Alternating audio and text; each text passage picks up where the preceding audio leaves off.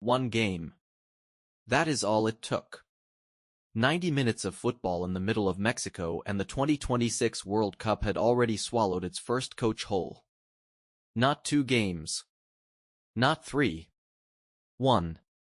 And just like that, a man who had a contract running all the way to 2028 was sitting on a plane home while his players were still trying to figure out what hit them. This is something that has never, in the entire 96-year history of this competition, ever happened before. No nation, no federation, no panicking board of directors had ever moved this fast in the middle of a World Cup. Not once. And if you are sitting there right now thinking this was just a knee-jerk reaction to one bad scoreline on one bad Sunday night, then you have absolutely no idea what was already happening behind the dressing room door. Because the real story here is not a 5-1 defeat. The real story is everything that was already broken long before a single ball was kicked in Mexico. Let me set the scene properly, because this deserves the full picture. Sunday evening. Estadio Monterrey in Guadalajara. Tunisia's opening game of the 2026 World Cup against Sweden. On paper, a winnable fixture. Not easy, Sweden are a good side, but absolutely winnable. The kind of game you look at the draw and think, okay, 3 points here and we're alive in this tournament. Instead, what unfolded over those 90 minutes was nothing short of a public execution. Final score, Sweden 5, Tunisia 1. 5 goals. 5. The Swedish attack didn't just beat Tunisia. They embarrassed them. They carved through that back line like it simply was not there, like the defenders were ghosts, like the shape had completely disintegrated from the very first whistle. Alexander Isak was everywhere. Victor Gyökeres punished every lapse. Matthias Svanberg got in on the act. It was relentless, it was ruthless, and by the time the final whistle blew, Tunisia's World Cup had the look of a tournament already over after one evening. But here is the detail that made this night sting at a completely different level. Because one of the men doing the damage, one of the men who put 2 goals past Tunisia, was a young Swedish midfielder named Yasin Ayari. And Ayari is not just any Swedish footballer. His father was born in Tunisia. His roots go back to the very country he was systematically dismantling on international television. A son of Tunisia, wearing Swedish colors, scoring twice against the nation of his own father's birth, in the biggest tournament on the planet. You genuinely could not write a more brutal, more poetic, more gut-wrenching opening night if you sat down and tried. The stadium, the scoreline, the goal scorer, all of it combined into something that felt less like a football match and more like a statement.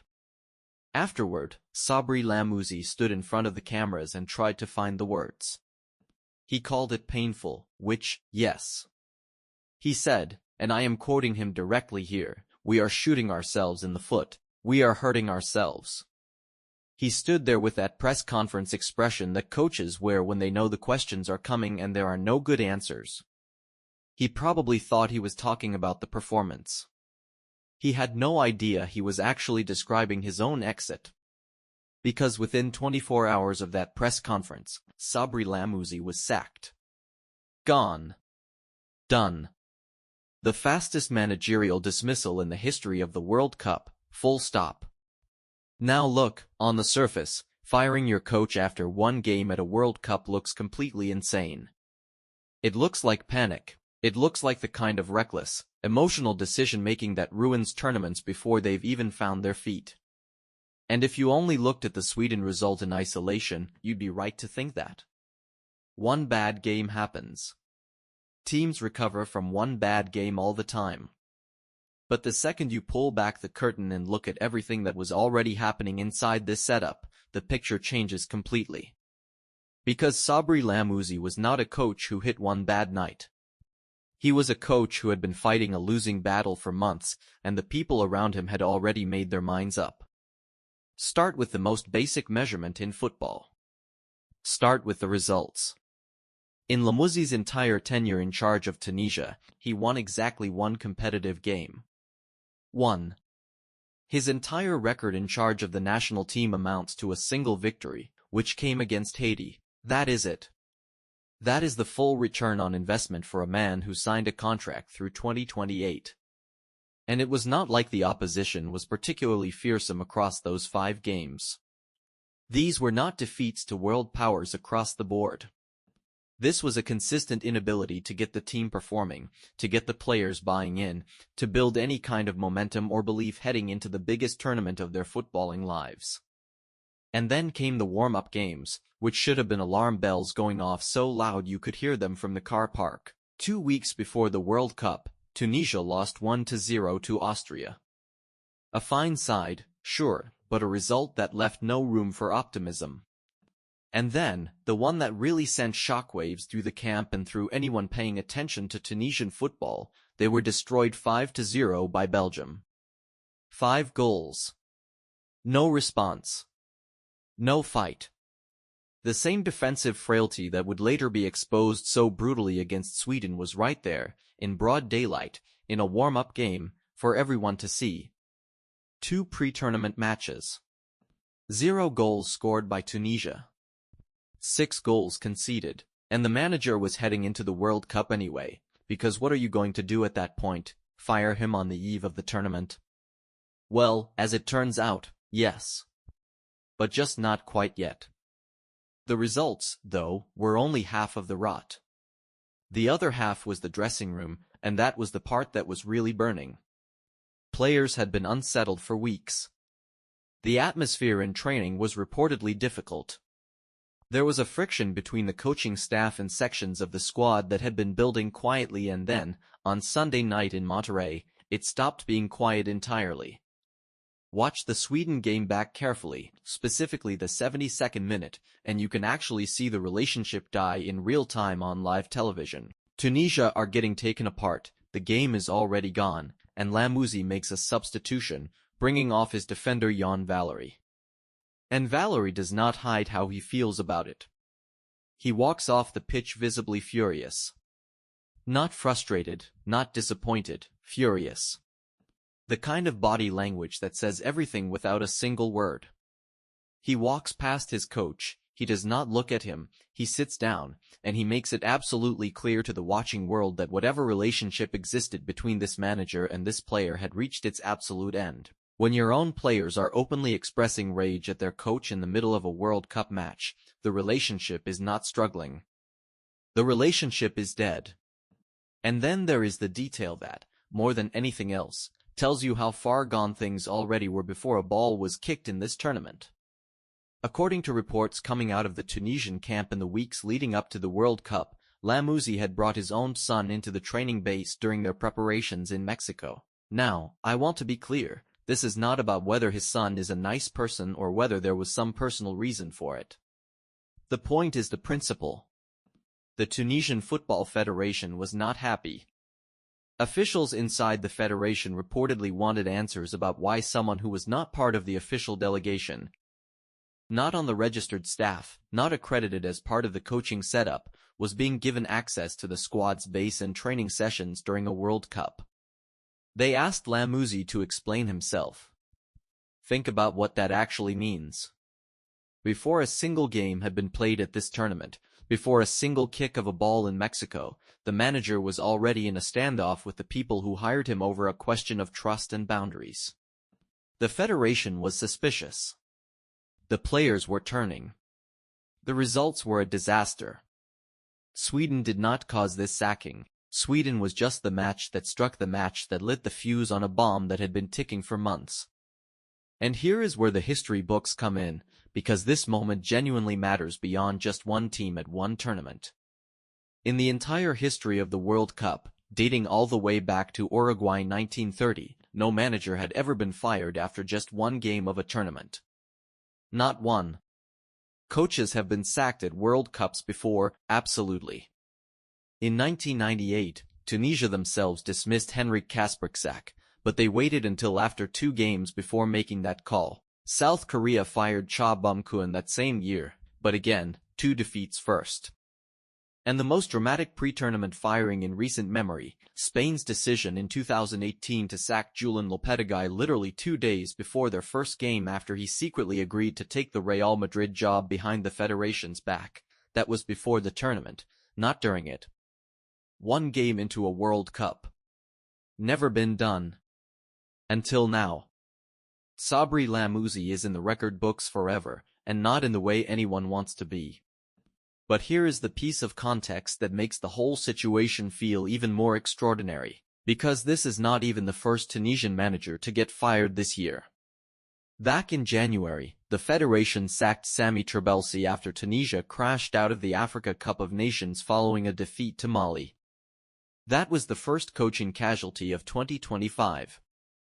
Then they brought in Lamouzi as the man to steady the ship, gave him a 4-year contract, gave him the trust, gave him the platform to prepare for this World Cup. And he lasted 5 months. 5 months from appointment to dismissal, with a World Cup still active and 2 games still left to play. This federation does not hesitate. They do not sit in meetings weighing up the optics. They do not worry about looking impulsive.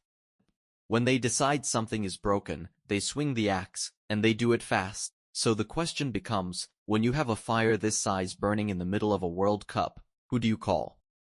Tunisia went and found Hervé Renard, and honestly, if you were going to pick anyone on earth to walk into this specific chaos and try to do something extraordinary, it would be him. If you do not recognize the name, you will absolutely recognize the image. Renard is the silver-haired Frenchman who has spent his entire career doing things in international football that people said could not be done. He is famous for the white shirt, always the white shirt on the touchline, this kind of trademark look that he has carried from continent to continent like a statement of intent. He is calm where situations are not. He is organized where dressing rooms are falling apart. And he has been in exactly this kind of fire before, which is why his appointment makes so much sense when you understand his CV. Because here is what Renard has now done. Morocco at the 2018 World Cup. Saudi Arabia at the 2022 World Cup. Tunisia at the 2026 World Cup. 3 consecutive World Cups, 3 different countries, 3 different continents. No other coach in the history of international football has done that. No one. He is already a walking piece of World Cup history just by being here, separate from anything that happens in the remaining games.